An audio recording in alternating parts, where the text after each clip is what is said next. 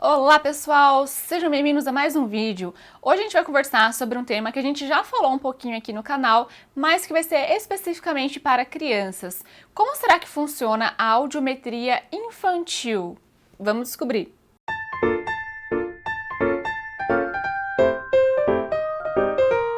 Olá pessoal, antes de começar esse vídeo eu quero explicar para vocês por que não teve vídeo ainda, na semana passada, aí na quarta-feira.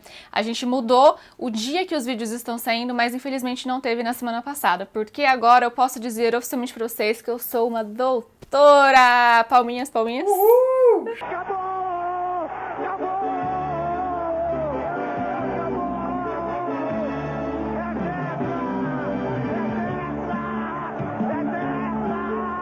Bom, pessoal, na semana passada foi a minha defesa de doutorado, como eu falei pra vocês aqui já, no último vídeo, que eu subestimei o doutorado, enfim, foi um pouco mais difícil aí do que eu imaginava. E finalmente consegui aí fazer minha defesa, deu tudo certo. Pra quem quiser ver um pouquinho mais sobre como que foi, vê lá no meu Instagram, eu fiz um vídeo, um Reels, mostrando um pouquinho lá do dia. Pra quem tiver curiosidade de saber, só me seguir lá no Instagram. Foi por isso que não teve vídeo, porque depois eu estava realmente muito cansada. Mas vamos lá entrar no tema de hoje. Entrando no tema, hoje a gente vai conversar um pouco mais sobre audiometria para crianças. Já conversei com vocês aqui sobre audiometria condicionada, audiometria tonal, então dá uma olhada lá no vídeo para você entender um pouquinho mais como que funciona esses exames. Mas aqui eu vou falar especificamente sobre como que é esse exame para crianças. Tem algumas peculiaridades, existem algumas diferenças de quando a gente faz em adultos e em crianças. Pela razão óbvia, o adulto ele já tem mais capacidade de responder pra gente o que nós estamos perguntando, que no caso da audiometria, o que nós estamos procurando é o mínimo, é o limiar, O limiar a gente já entende que é o mínimo de som que o sujeito consegue ouvir para cada frequência. Então nós pesquisamos uma banda de frequências que tem a ver com o espectro da fala e com outros sons da nossa rotina, como por exemplo, som de passarinho, som de água, enfim, vários sons que a gente tem contato. A gente pesquisa essa banda de frequências e vamos identificando em cada uma delas o mínimo de audição, o mínimo de som que um sujeito consegue identificar. Isso eu expliquei naquele vídeo também. E nós temos aí então a audiometria tonal, que é realmente esse tom, esse som, e a audiometria vocal, ou seja, o mínimo de som para a voz que o sujeito consegue identificar. Aí a gente acaba fazendo uma lista de palavras, uma lista de sentenças, aí vai depender realmente de cada fonoaudiólogo, de cada objetivo para o qual está sendo realizada aquela audiometria vocal. Mas e para criança, E para os bebês? Será que a gente já consegue fazer audiometria nos bebês? A partir de qual idade? Como que são essas respostas? Acabam aparecendo algumas dúvidas aí nesse sentido. Bom, pessoal, para os bebezinhos, a gente tem alguns exames que são realizados desde a maternidade, já falei bastante sobre eles aqui também, que é a triagem auditiva neonatal. Então, toda criança que nasce em toda a maternidade aqui no Brasil, isso é lei, precisa fazer o teste da orelhinha, que é essa triagem auditiva, onde nós vamos identificar, a gente vai triar se aquela criança tem fatores de risco para desenvolver uma perda auditiva, se é necessário fazer exames complementares. Então, a partir desse primeiro exame da triagem, a gente já consegue identificar aí como que tá a audição, como que pode estar a audição daquela criança e se ela teria algum fator de risco para desenvolver uma perda auditiva. Depois disso, entram alguns outros exames mais específicos, mas aqui é vídeo sobre audiometria, não posso me empolgar, porque vocês sabem que eu começo a falar de avaliação objetiva da audição já, então peraí.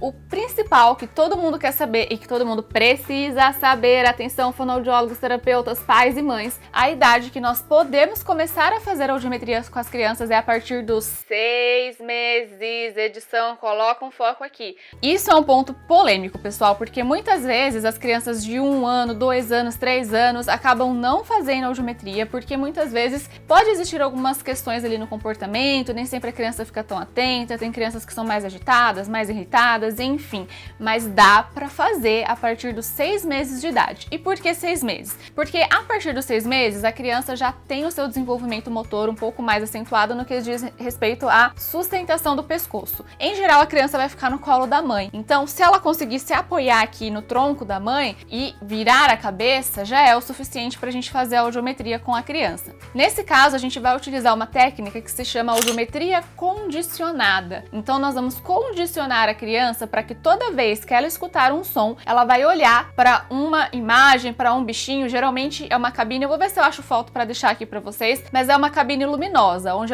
as luzes ficam apagadas, dá o som, a gente acende aquela cabine e tem um bichinho, tem alguma coisa, um brinquedo, para que a criança tenha atenção para aquilo. É claro que daí vai a técnica do fonoaudiólogo, precisa realmente ter uma especialidade, precisa ter uma experiência com crianças para que a gente consiga observar o que é resposta real para o som, quando a gente realmente conseguiu condicionar que com o som ela olha para a cabine, ou o que de repente é só a curiosidade dela de querer ficar vendo o bichinho, o brinquedinho o tempo todo. Aí, claro, vai da experiência de cada fono. Mas, em geral, é assim que a gente faz uma audiometria condicionada com as crianças. Então, é necessário que a criança já tenha esse desenvolvimento motor para conseguir virar a cabeça para os dois lados, né? Porque a gente vai pesquisar de um lado e de outro. Então, ela vai ficar no colo da mãe, vai ter esse apoio do tronco, mas é importante que ela consiga fazer isso. No geral, a partir dos 6 meses a criança já consegue, algumas crianças até a partir dos 4, 5 meses, então é importante aí fonoaudiólogos ficarem atentos. Se a criança já tem esse desenvolvimento motor, já dá para pôr na cabine. Isso é uma coisa que eu deixo aqui, ó,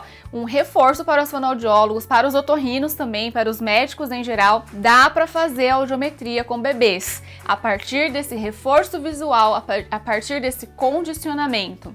É claro que os exames objetivos, como o BERA, né, ou o PEAT, somam demais na avaliação audiológica completa de um bebê, porque a audiometria acaba sendo muito subjetivo. Como eu falei, depende da experiência do fono. Então, uma avaliação objetiva, que é o BERA ou o PEAT, já tem vídeo aqui sobre isso, eles realmente vão ajudar a gente a ter certeza dos resultados, mas dá para fazer audiometria com bebês. Então imagina, se a gente consegue fazer audiometria com uma criança de 6 meses, que é um bebê, através desse reforço visual, através dessa audiometria condicionada, conforme a criança cresce e também cresce seu desenvolvimento cognitivo, inteligência, né? A gente também consegue realizar com crianças aí um pouquinho mais velhas, 2, 3 aninhos, 4, 5 e aí vai, né? Mas as técnicas acabam sendo um pouquinho diferentes. Então, ao invés de a gente usar o condicionamento com o reforço luminoso, com os brinquedos e os bichinhos, muitas vezes a gente vai usar brinquedos de encaixe. Então, por exemplo, aquele brinquedo pula pirata. Geralmente é um brinquedo que a gente pode utilizar aí na audiometria condicionada, né, com as crianças aí um pouquinho mais velhas, a partir de 2, 3 aninhos, se ela já souber brincar, né, a gente vê aí qual brinquedo que ela consegue de encaixe. E é a mesma coisa, a gente vai condicionar para o som, ela vai escutar um apito, toda vez que ela ouvir, ela brinca de encaixar. Ouviu?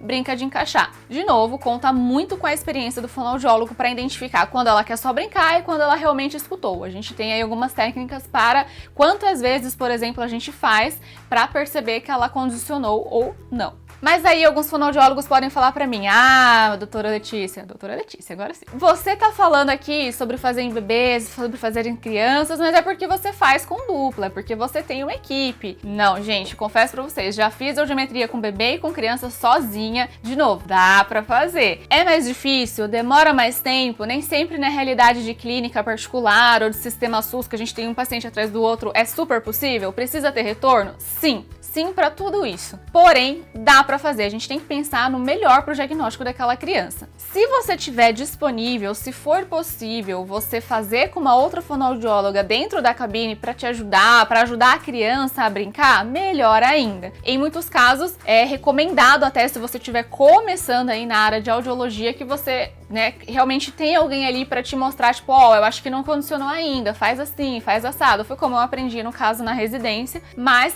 dá pra gente fazer sozinho. É aquela coisa, pessoal, experiência a gente só vai adquirir fazendo.